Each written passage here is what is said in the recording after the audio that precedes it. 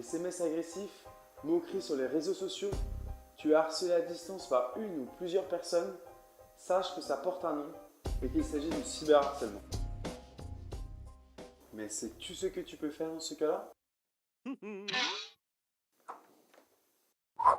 On considère que tu es victime d'harcèlement lorsque tu es soumis de façon répétée et sur une certaine durée à des comportements considérés comme violents, négatifs, agressifs par une ou plusieurs personnes et lorsqu'il existe une intention de te nuire. Si tu te retrouves dans la définition, dans un premier temps, essaie de résoudre la situation à l'amiable avec ton ou tes harceleurs en discutant avec eux pour mettre les choses à plat et leur faire part de ton mal-être face à leur agression. Malheureusement, c'est en général se contente en premier et ce n'est pas toujours suffisant. Alors, si la situation persiste, plusieurs possibilités s'offrent à toi. Tu peux commencer par t'adresser au centre PMS de ton école ou téléphoner à la ligne spéciale de Child Focus si tu as envie d'en parler et d'être accompagné. Tu peux porter plainte au sein d'un poste de police, emporter des preuves avec toi, capture d'écran, messages, etc.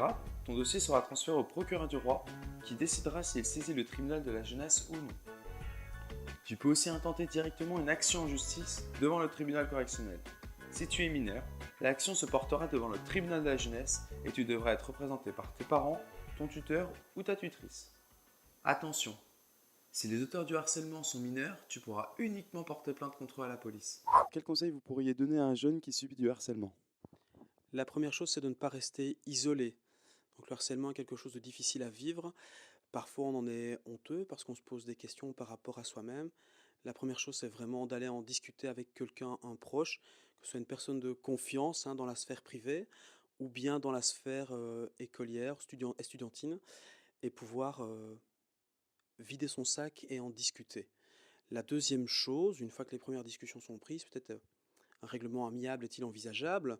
Une discussion, peut-être que les harceleurs n'ont pas bien compris, n'ont pas été éveillés sur la problématique et les difficultés qu'ils engendraient.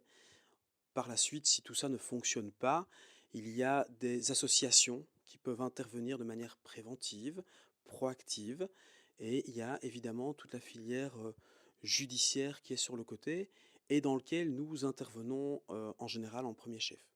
Et là, je parle évidemment du dépôt d'une plainte si besoin et si les éléments sont réunis. Bien sûr, tu peux te tourner vers le centre InfoJeune le plus proche de chez toi. Là-bas, on pourra t'expliquer de vive voix quelles sont tes options et on sera à ton écoute si tu as besoin de parler de ta situation. Rends-toi sur inforjeune.be pour retrouver toutes nos coordonnées. Maintenant, tu sais. N'hésite pas à partager la vidéo et à liker. Tu peux également nous rejoindre sur les différents réseaux sociaux.